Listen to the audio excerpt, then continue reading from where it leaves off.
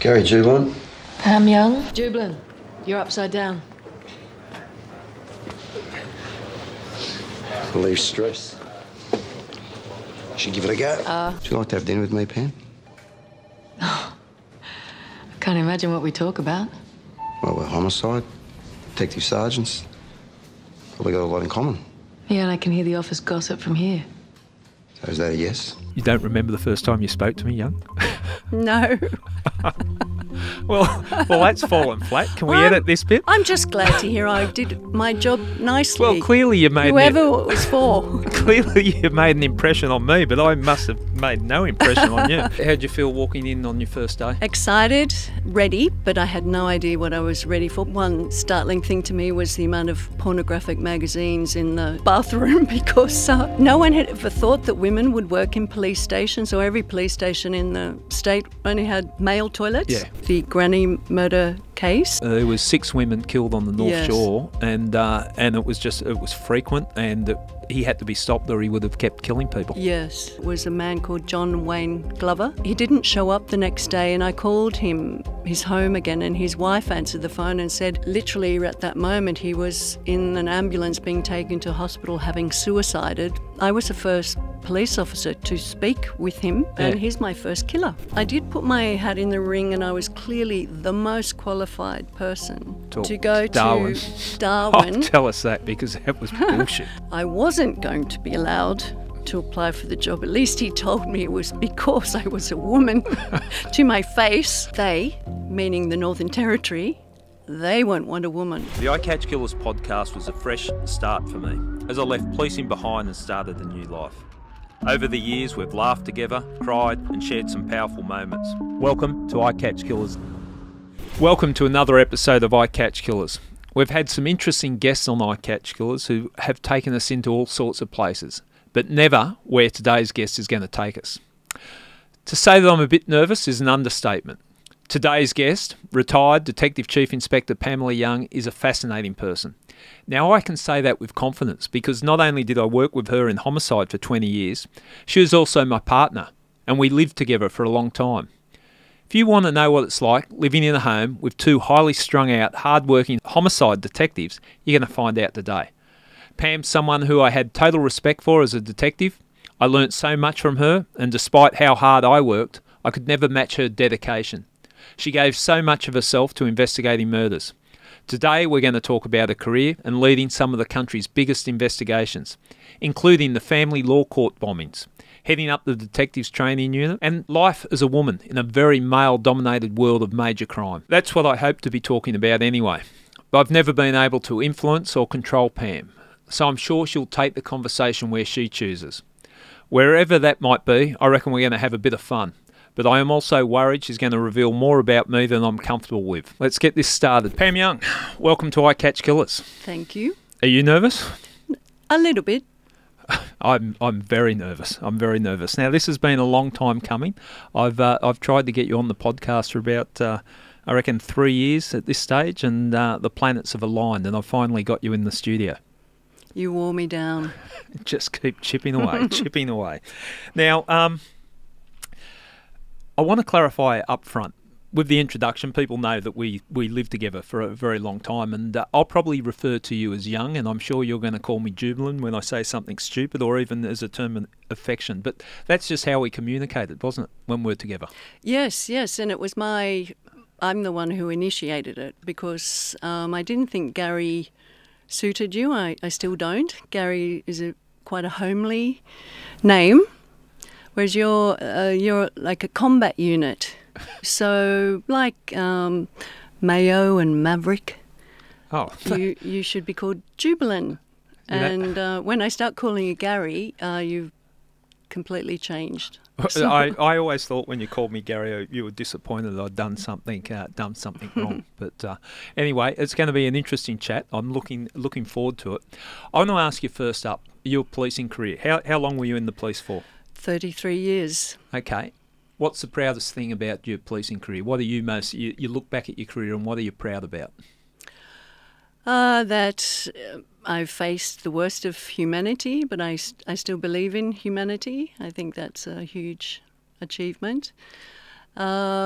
all the battles behind the scenes, the ones that aren't known about, not even to victims' families, for instance, with fighting for resources and all the competition around that with your other peers, and harmonious teams, because you get such a wide variety of different skill level and motivation, but you have to extract from them the very best.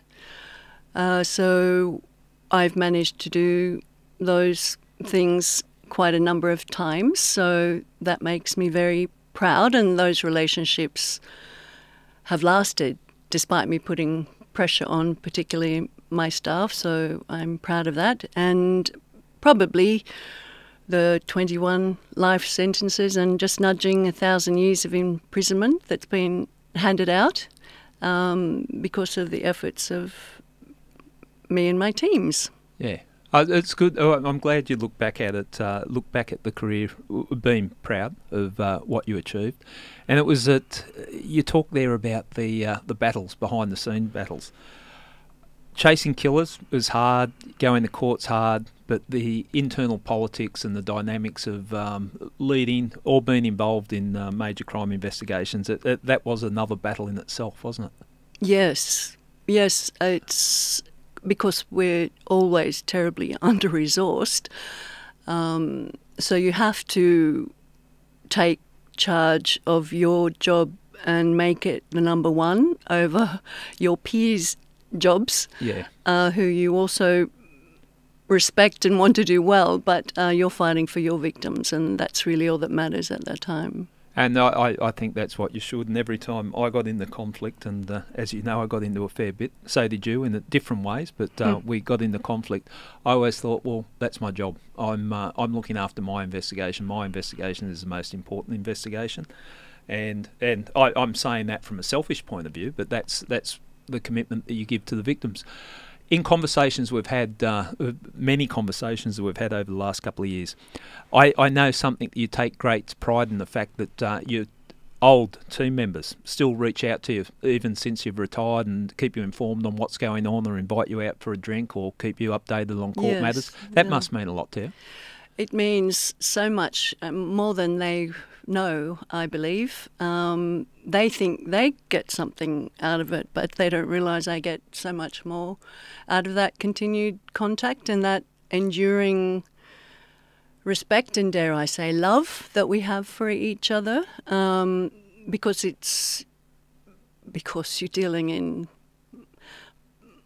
matters of blood, so real and otherwise, like brotherhood and sisterhood. Style, okay. All right. Now, let's move on to your childhood. Now, I know a little bit about your childhood because I grew up in the same area. We both grew up in Epping. You went to Cheltenham Girls High School. I went to Epping Boys High School. There was a lot of, let's say, collaboration between the two schools. I didn't know you when we were growing up, but I think you lived beside my mate, Martin Lee, or his family. Mm-hmm. What was it like growing up in the Epping area?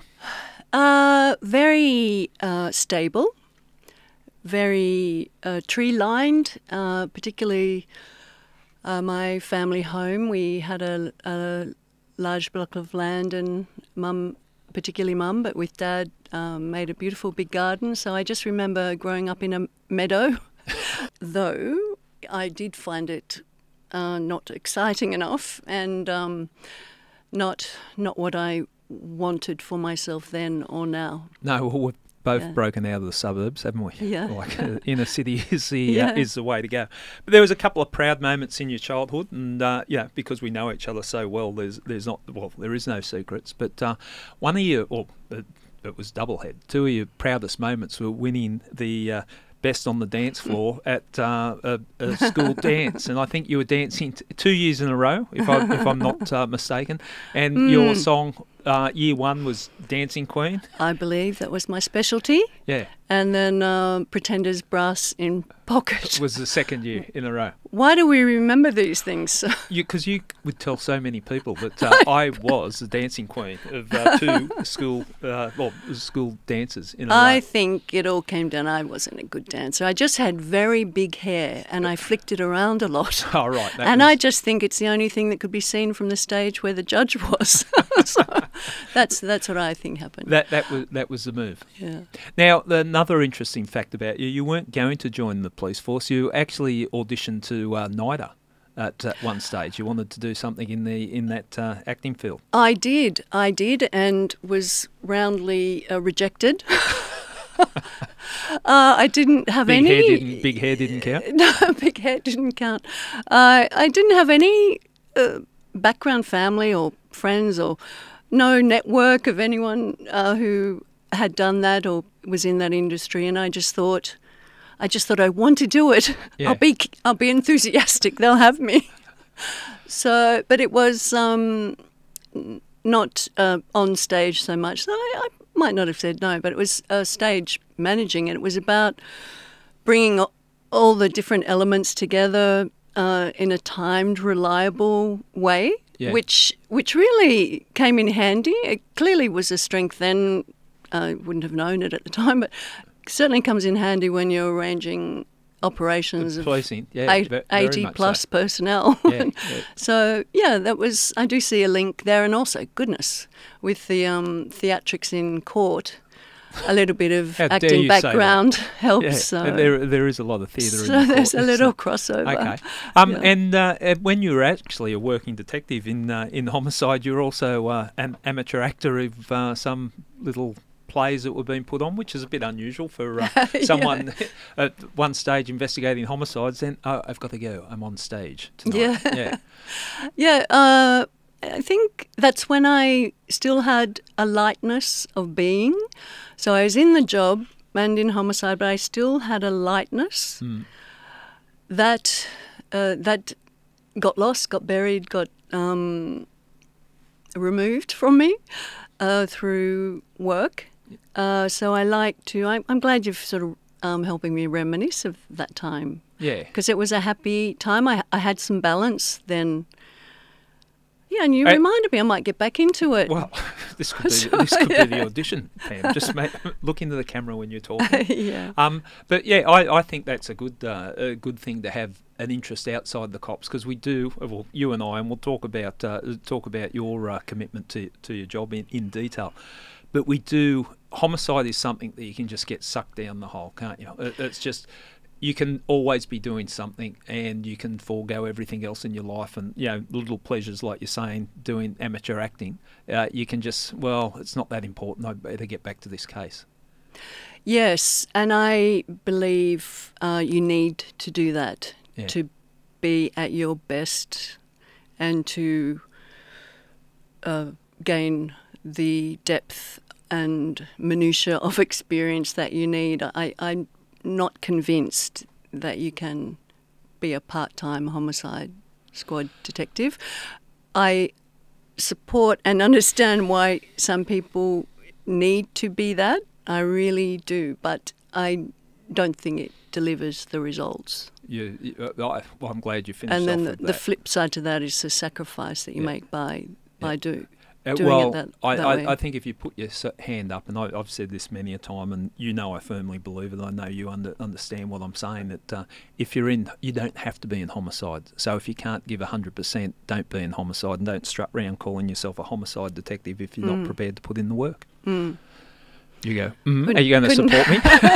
Couldn't agree more. I just think, just wondering how many times I've heard you say that. Ad nauseum. Ad nauseum. Because it used to shit me, people that I want to be a homicide detective, but I don't want to work on weekends and I can't work in the afternoon and all that. And you understand, work-life balance, as we both understand, is important because your life can go off track.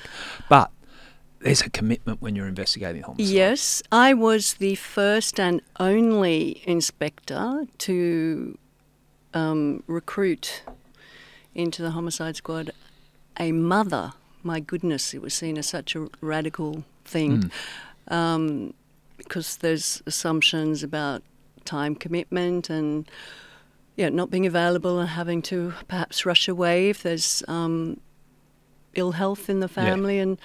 But we're meant to be a bit normal as well, so I thought it was important to try.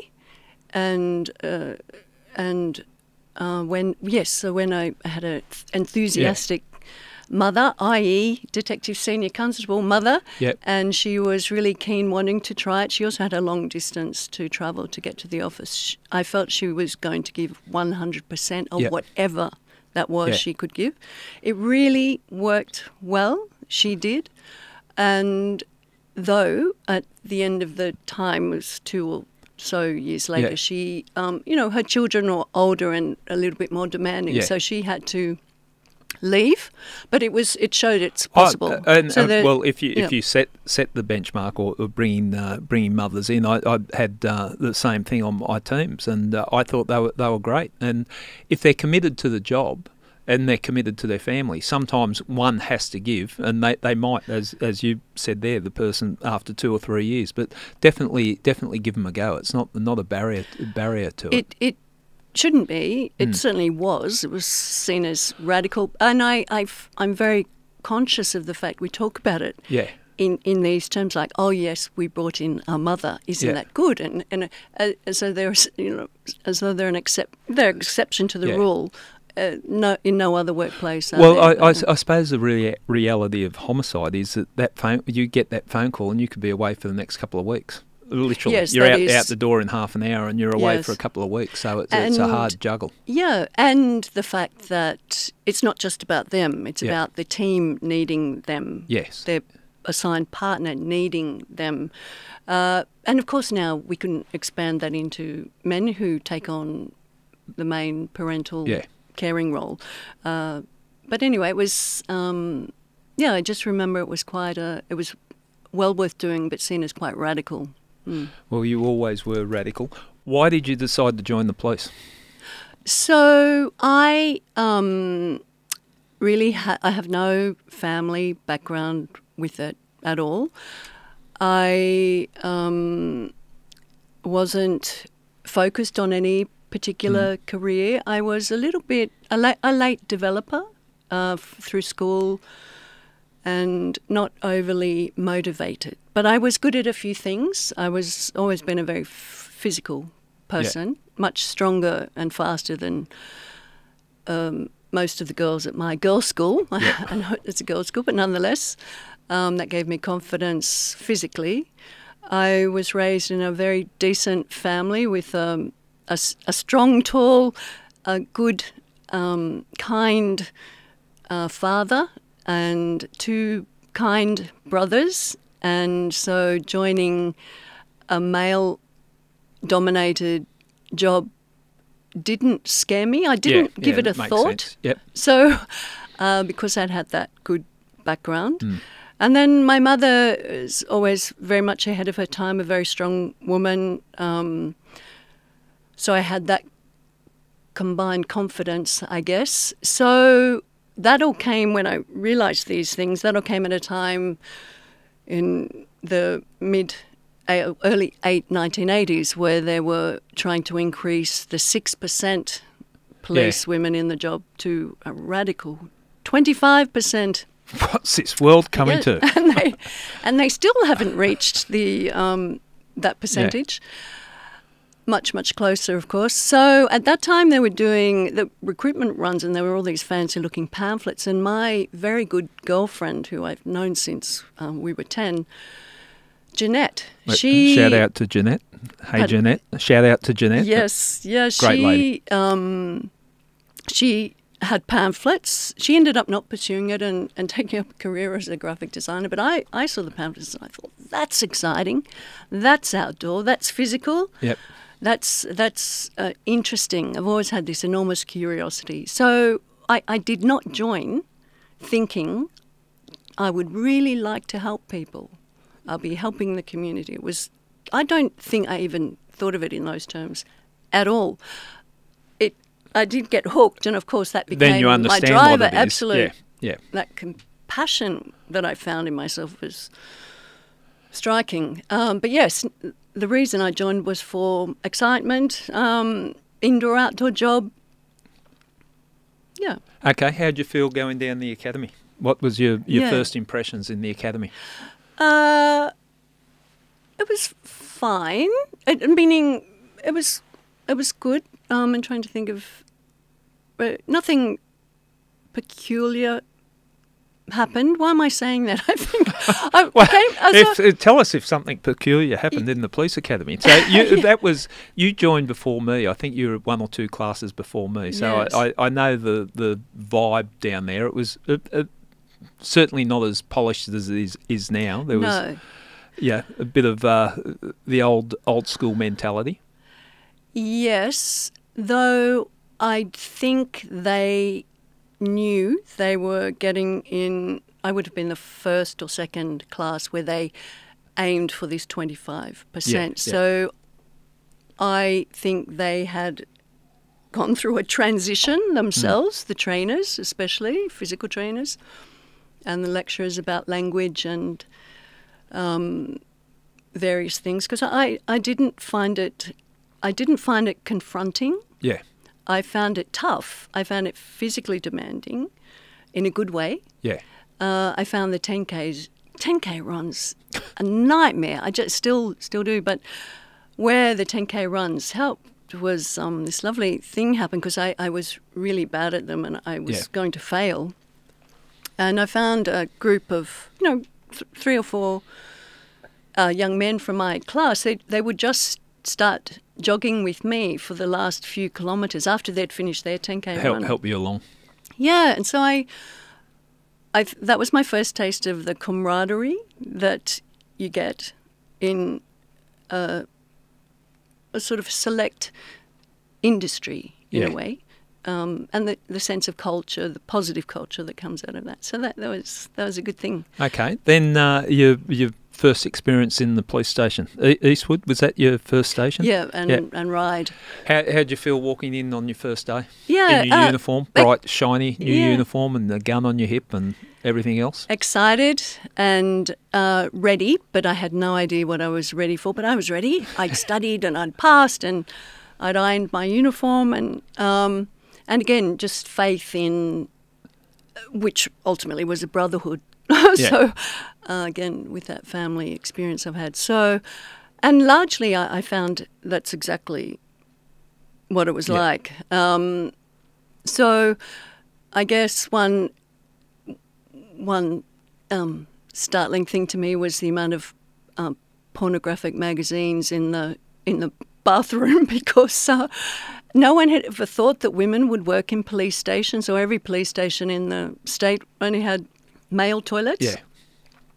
So, of course, we had to use them. And so, I of course, I needed to, but there were these stacks of pornographic magazines. So here I am within my first week, shiny new, and I'm thinking, well, I don't like them. Yeah. So I pick them up, big piles, walk them out to the skip bin in the backyard, past the police cars and dump them in the bin. Yeah. And then they reappear and I do the same thing. Not once, and I keep doing it until they no longer are in what is now a unisex bathroom. And no one challenged me on it. Yeah. And to me, that's odd, but to me, that's good.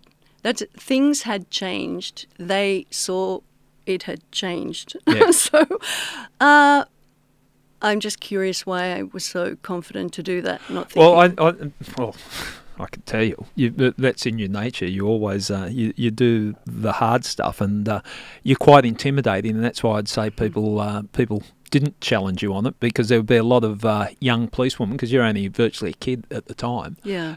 There that would have got harassed and ridiculed and ostracised and all that. But or just left them. Yeah. But you managed to navigate your way through that. And what drew you to an interest in detectives? What was that about?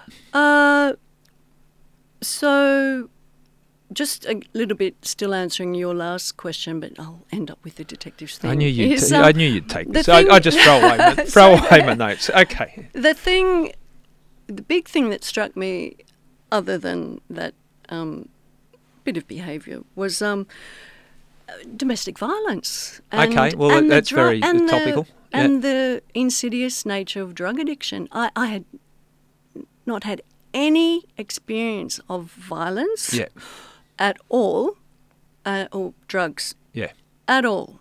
Not just personally, none of my family, none of my circle. So to see the amount of brutality in both those areas that was out there in an area regarded quite well, middle class, was really shocking to me. It was my first real eye-opener about how other people live and the vulnerability of women, and in hindsight how useless we were to protect the women in domestic violence situations. Well, correct me if I'm wrong, but I think we used to go to domestic violence situations. We'd walk in there and the house could be an absolute mess. Obviously something terrible had gone on, but if no one was complaining, it was almost like you walk out the door. Back in those days, it was...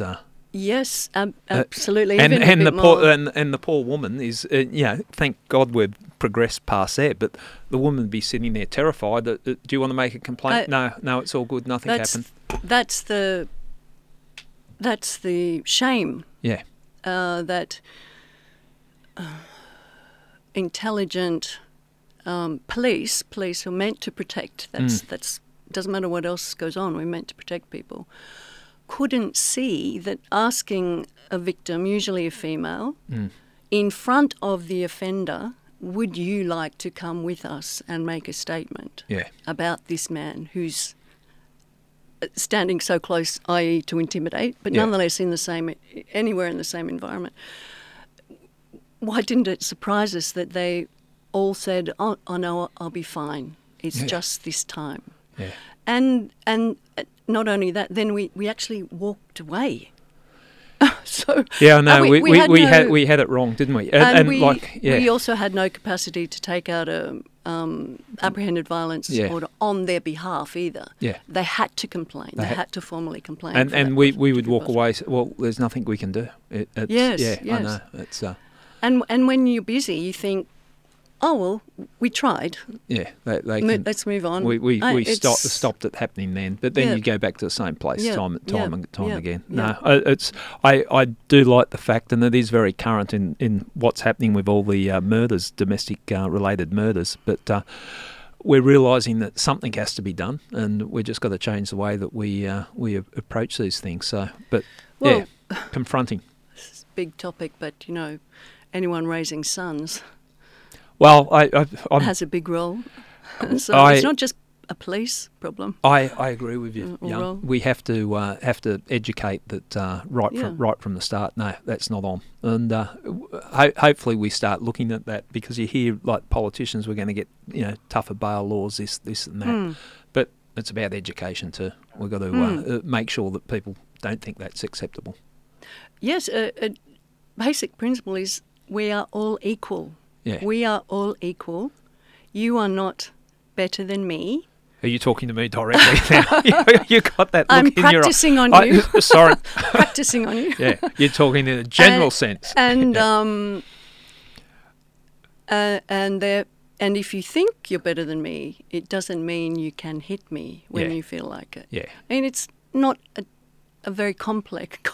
No, it's pretty way simple of thinking. when it's broken. Pretty simple. Yeah, I know. But we've all been, if it was happening to men, it would have been solved by now. I'm totally convinced of that, on that theme and so many others. Sorry, Young. I love your attitude. Always there to point these things out. That's it's great. Because this is I Catch Killers, as in I Catch Killers, my podcast. Can we move on to the detectives now? Are you finished with the uniform bit? Okay. What got your interest in going to detectives? I had so after 2 years, then I believe in uniform. So we all had to stay in uniform for 2 years. Then you get a choice, and towards the end of the 2 years, you were sent out, if you're lucky, to have a short period at different things, such as the Highway Patrol, scientific prosecutors and detectives. Plus I'd had some luck breaking a small but effective shoplifting ring in my local area. Oh. So I had a bit of a big time organised crime. A school tuck shop. So I had a bit of a reputation, and but primarily because my brain grew. So through the academy, and so at school it didn't do much. Through the academy, I loved law and policy, and my brain expanded. It grew, and I wanted a mental challenge, and I wanted to see cases through. To feed that enormous curiosity I had. Whereas uniformed people, as a general rule, certainly then, had to pass on anything interesting to the detective. So I wanted to be part of the more interesting briefs of evidence. Well, I felt it was always good that you got to follow it through. You saw the crime and took it to the end. It was hard passing on from uniform, but I'm really mindful with this podcast because it's so many detectives I get in that we've got to give a shout out to the uniform police, because both you and I know, and our careers are defined by being detectives, the hard work is at frontline policing quite often. They're the ones that have got to respond. I couldn't agree more, and I say it as often as I can. They have the toughest job. Just the amount of equipment and the sequence with which they're meant to use it, and if they dare use it in a different sequence, the number of questions they have to answer, and I would put child abuse investigators up there. In all the state, maybe in all law enforcement agencies, they're the groups that do it the most. Can we throw in crime scene too? Because we've all had that. We turn up at that murder scene, and we do what we do as homicide detectives, and then we leave the poor crime scene person that's usually there on their own, there for the next 24 hours, going meticulously through a blood-stained room. They do it tough as well. Yes, but I won't be drawn to say that they're the same as street cops and child abuse investigators. All right, I'll tick that off. And you know how much I love them. Yeah. Forensic officers, but... All right, because we have got a lot of history, I think with this podcast, and it's going to go for a while, I can tell that, we're going to throw in some fun facts. And there was a job that we worked on, and it's probably the wrong way to start it, the fun fact. The Central Coast Rapist, a serial rapist that we worked on together for a while. I think Paul Jacob, who you know the influence he's had on my career, he was running it. Then he went to another job, and then you took over the investigation. And 5 women and a child had been raped in a very violent way, so it was a horrible offence. I was working as an investigator, and you and I had a job to do, which is, when you're thinking of joining the police, you don't think about this. But I'm sure you can remember how we were sitting in the bushes watching men masturbate, and when they ejaculated, we had to go and creep down into the sand and find the semen. Yes. Do you want to take the story from there? Because it is rather bizarre. It is really bizarre, but the weather was nice, I remember. It was a nice sunny day. Being on the beach. Yeah. And then you had to plan because you never... Had they left yet? Like, you couldn't go up there. No, you had to wait till they're finished and then decide to move on. And that they had left. But had they left, or were they just... No, they'd left. Around the next sand dune, and they're wondering why you're collecting a sample. So,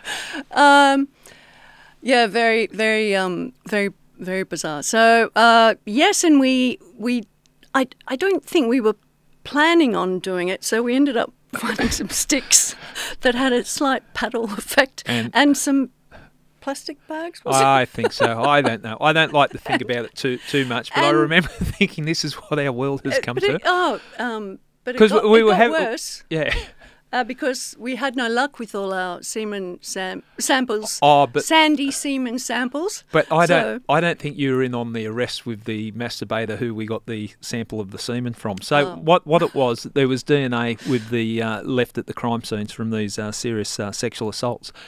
So this person that we were keeping an eye on, that just as we're watching him, he just started, as a number of men on that particular beach did, started to masturbate. So we get the semen so we can do a DNA comparison. And then it came back and it wasn't our rapist, so that was obviously a huge disappointment. But I did go round to his place and knock on the door because there was an offence. I don't know what it's called. Went round there and his wife answered the door. and I took great pleasure, Yes, great pleasure in that, and Yes. said, "Is John or whatever his name here?" Yes, I'll get him. And he came out, "Can I speak to you?" And I said, "I think you probably want to speak to me on your own, but if you want your wife to listen, I'm not embarrassed about anything I've done. You can say this in front of my wife." It's lovely. Okay, So all good. right, where do we start? And then he went to court, and it was the most well-prepared brief for a willful and obscene exposure. We had DNA links to the Yes. semen that we found in the sand. But, they're just some of the stranger things you do policing. But to me, that, and I won't say that particular job was, well, it's funny. You can reflect and you think you're never going to do that in your life. But that was the excitement of police work, wasn't it? You never knew what you were going to do or where you were going to end up. Yes, I'm not too sure those two things are connected to the excitement of policing and collecting semen samples on the beach. I think the semen samples on the beach, it's almost like one of those sayings you have to say Plenty of times. To pronounce it properly. And it's not easy to find. It's not on the easy. sand. Other people should try and say it. Exactly. So what I think that shows, to me, it's a demonstration on what we're prepared to do. And we weren't junior then. No. We were sergeants, were we not? And again, it came, you were, yeah. And so you do whatever it takes. Yeah. And if that is climbing around on a beach, watching men masturbate, climbing on the beach, collecting it, because you believe it will solve a crime, you do it. Yeah. Some people won't. Yeah. Yeah. No, it to me, was interesting. Yeah. Okay, so major crime. Detectives, you wanted to follow jobs through and that. How did you find your way into major crime? Because back in those days, and this is pre-Royal Commission and all that, it was pretty selective on how you found your way into major crime. And I dare say, for a woman to find the way into major crime, that was outrageous. Yeah. Occasionally you had one token woman there, but you managed to make a career. How did that eventuate? Yes, so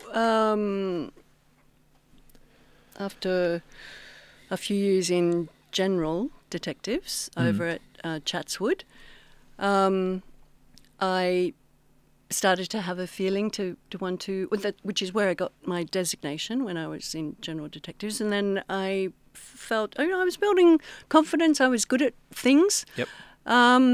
I would have liked to go to the Major Crime Squad North, and I believed I had helped contribute a bit to the Granny murder case. Yeah, definitely. And so therefore knew a few people there. That was a lot of pressure that whole time. There was 6 women killed on the North Shore, and it was frequent, and he had to be stopped or he would have kept killing people. Yes. So I came across him during after an indecent assault had been reported from a palliative care ward. Yeah. And I responded as the afternoon shift Chatswood detectives. Yep.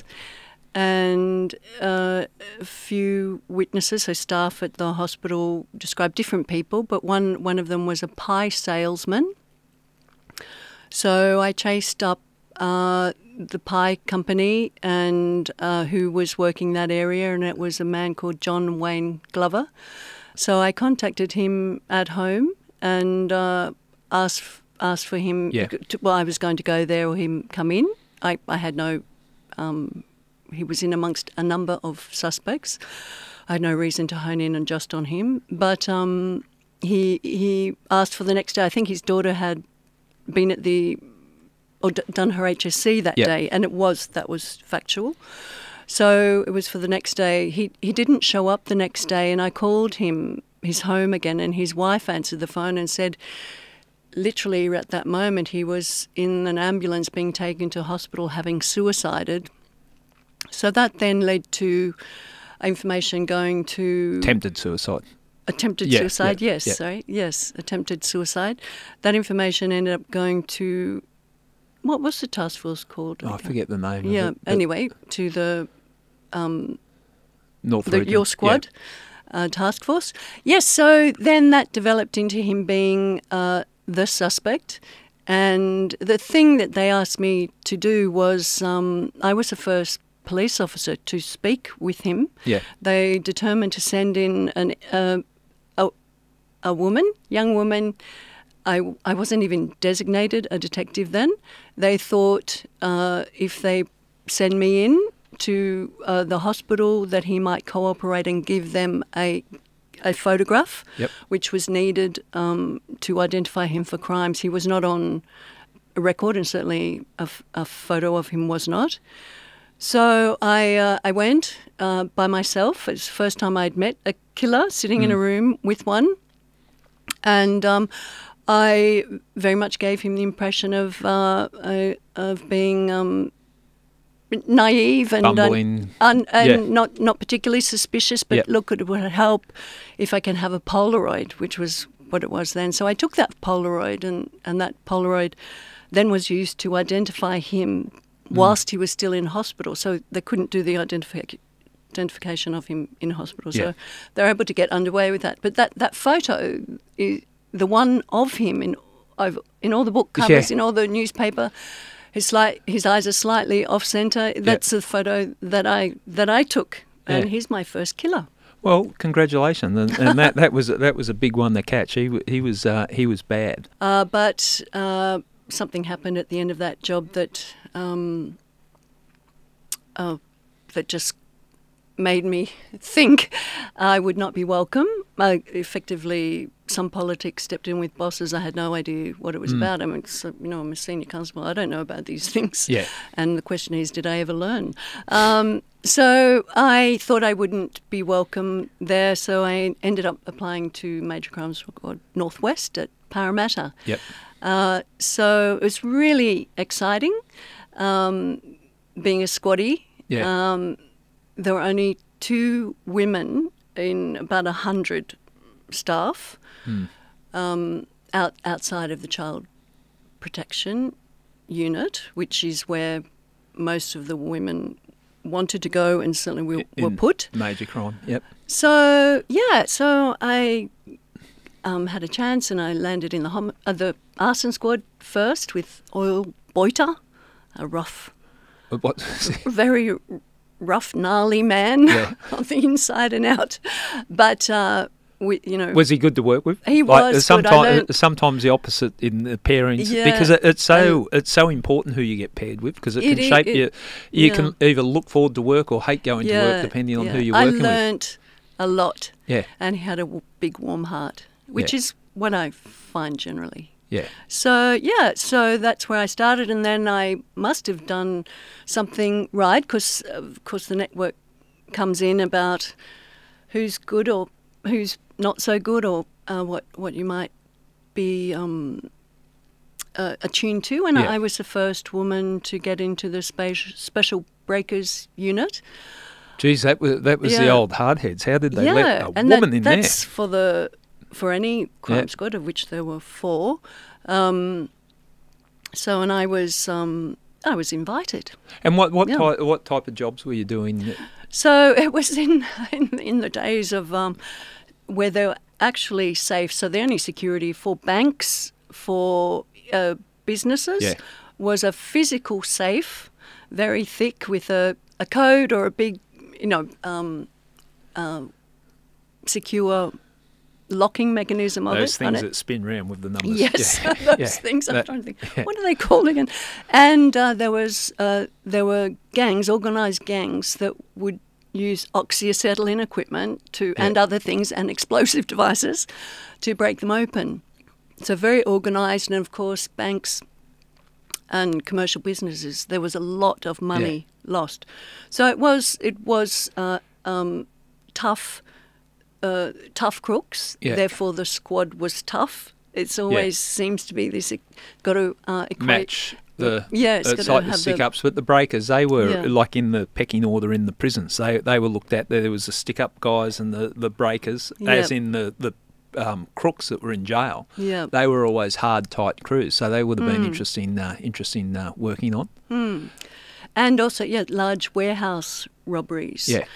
these are things that I don't think people in the community know much about anymore because of security improvements. But there was a time when you could, with the robbers, where you would turn up with your shotgun and your balaclava and your mate, and threaten to shoot the teller and the customers I thought you were talking about the cops turning up with the balaclava and the shotgun, because that's how we used to. It used to be before. It just be so simple. We had shotguns in there. Yes, no, there were no screens. There were no alarm buttons, and then they'd go for the safe. So the whole that really was that's my biggest memory of those early days.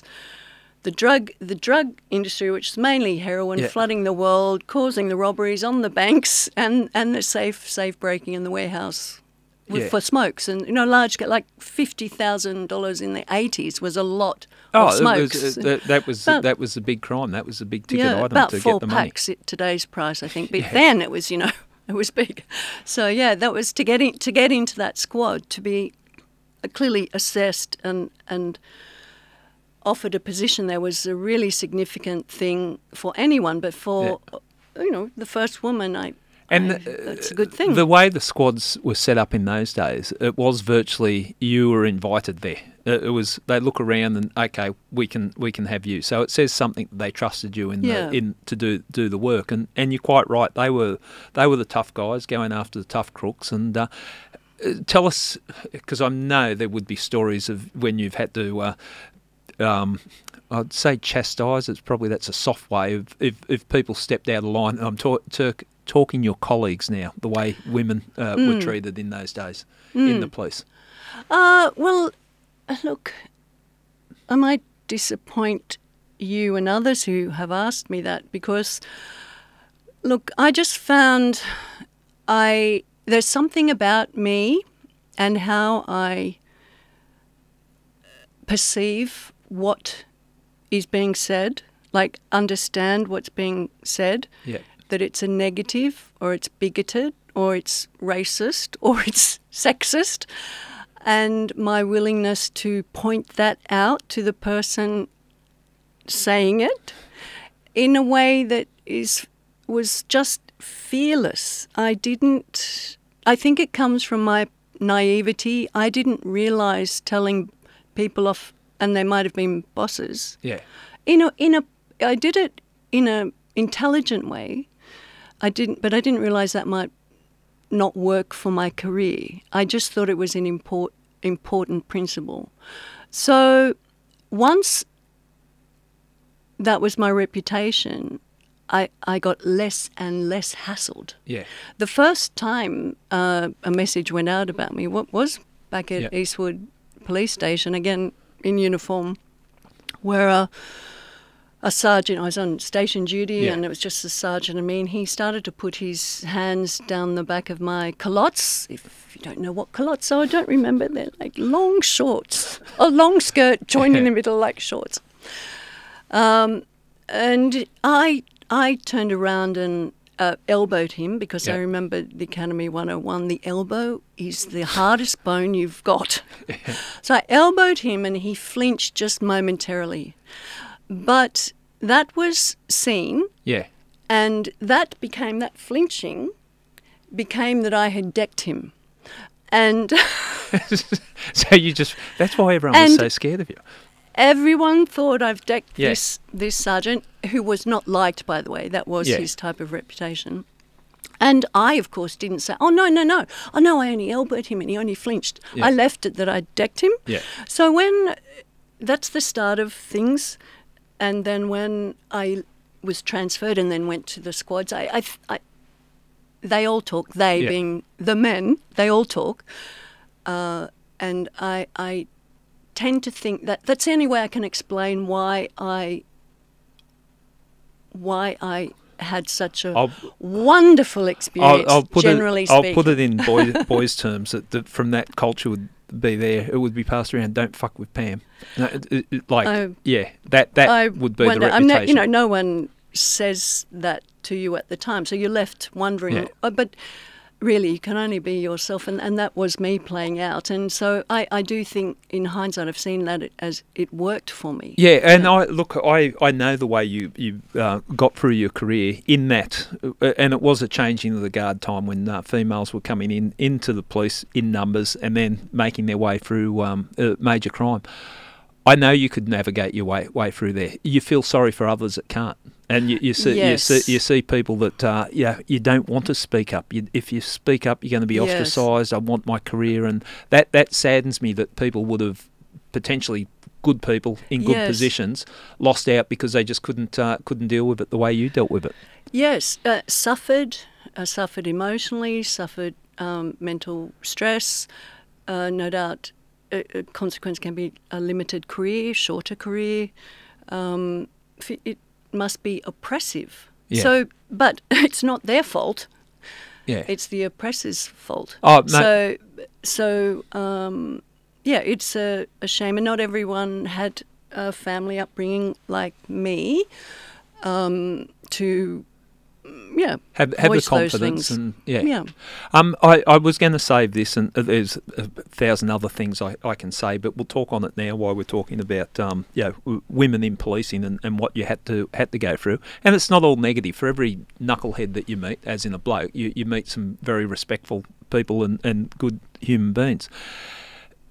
In the time that you're in the police, do you think the culture has changed and changed for the better, and have we got it right now, women in policing? I might come up with an answer at some stage as we go along, but just initially with that, I don't, because I ended up working in all my career in areas where there were very few women. Yeah.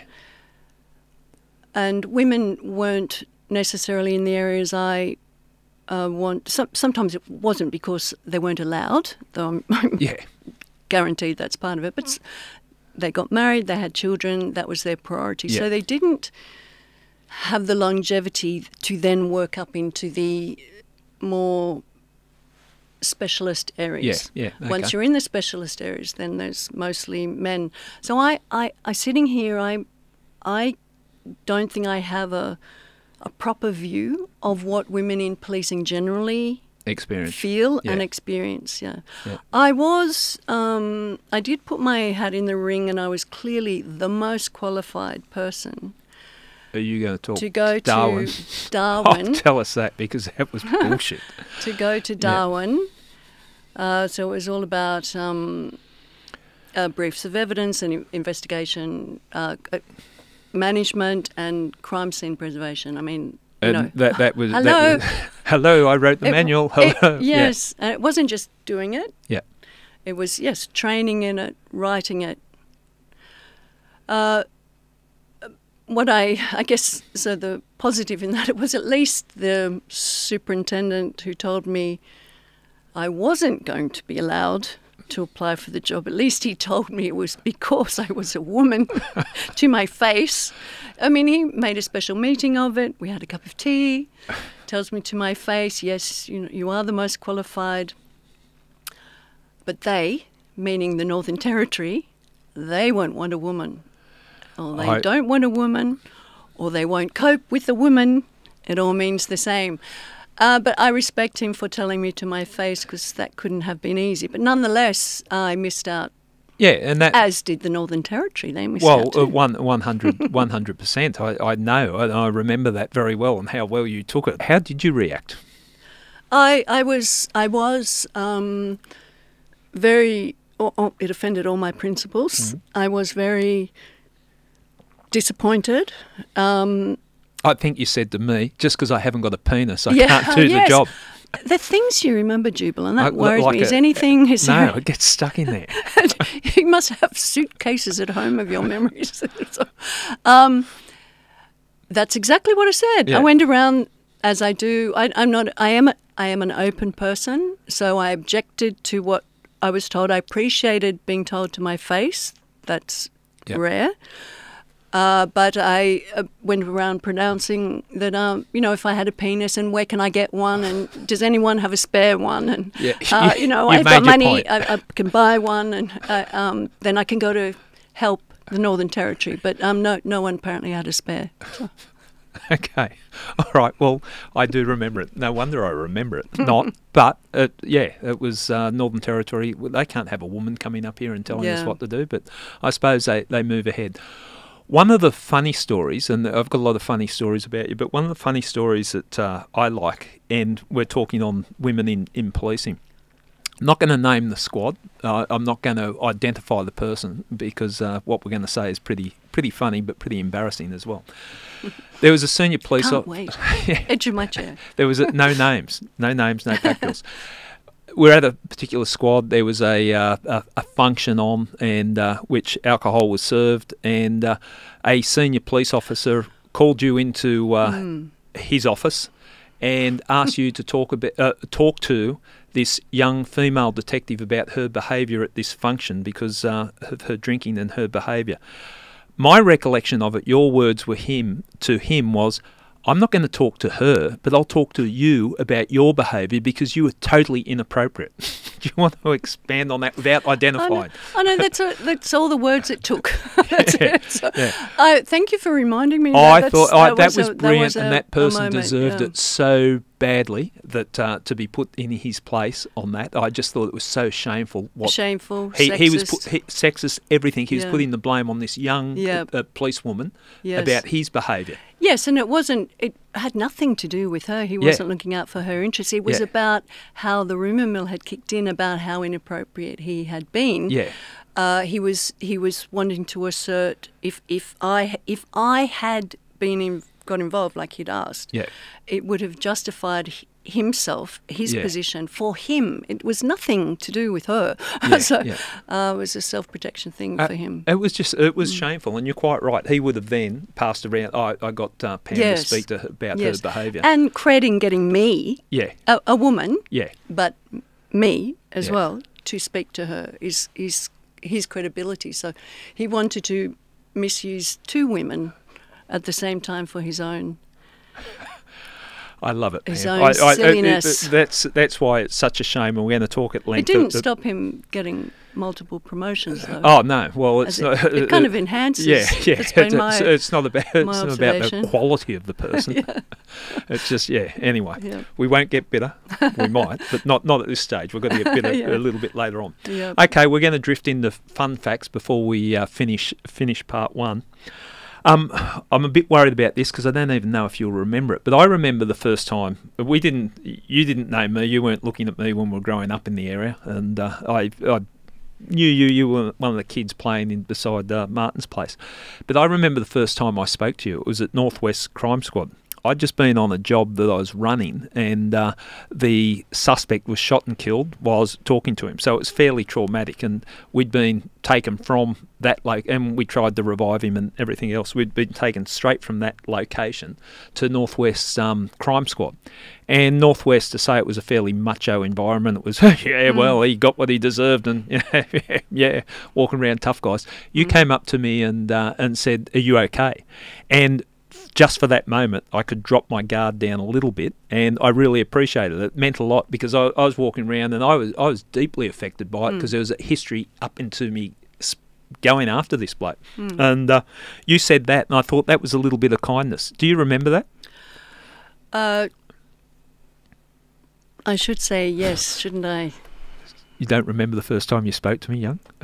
No. Well, that's fallen flat. Can we edit this bit? I'm just glad to hear I did my job nicely. Well, clearly you made whoever it was for. Clearly you made an impression on me, but I must have made no impression on you. Anyway, I thought it was a significant moment in us. It is. Yeah. The fact I don't remember it doesn't make it not a significant moment. Well, it sort of diminishes what I thought it was. But anyway, we'll move on from there. Look, let's take a break. I'll have time to reflect on the fact that you didn't even remember when I spoke to you. But all jokes aside, on that issue, in that environment, and like we've all been through stressful things in police, and I think we're told when you're involved in a shooting incident or whatever you do, don't go out drinking, go home, do this, do that. As police, we all go out drinking, get on the drink and all that. And it does a little bit of humanity in those macho worlds helps. A little bit of emotional, honesty, I think helps. So, and I think we've moved past what we were from the crime squad days. I think we've moved past that there's a little bit more understanding of what we're all going through, and you can't hide it behind alcohol. Would that be fair to say? You mean the system? There's a system there. A system in place, but I think the culture's changed too. Like we've got more of a... You don't? Oh, I do, but you can market it. It started with, what's it called? When you're not allowed to drink and drive? Drink and driving. So, who said that? When did that rule come in? So that was fighting against the squad culture, that's for sure. Remember the squad? Oh. Remember the squads and they're in bars? Yeah. I heard that. I never went to one of them. No, well, I know we've talked openly about that on the podcast. And everyone did. You were allowed to drink and drive. Yeah. I mean, so yes. So sorry, your question was a bit broad. Could you? I'm just saying we've moved on a little bit from that. From drinking. Not finding comfort in alcohol. We understand a little bit more. It's I don't know. It's pretty handy.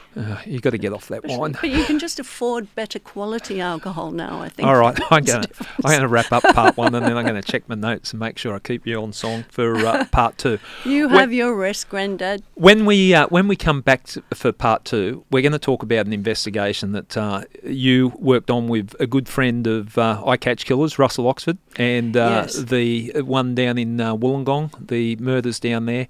It's still to this day one of the most gruesome crime scenes I've seen images of, and you worked on that investigation. I know it was a hard investigation to work on, so we're going to talk about that, and we'll probably talk about whatever else you decide to talk about, even though this is my podcast called I Catch Killers.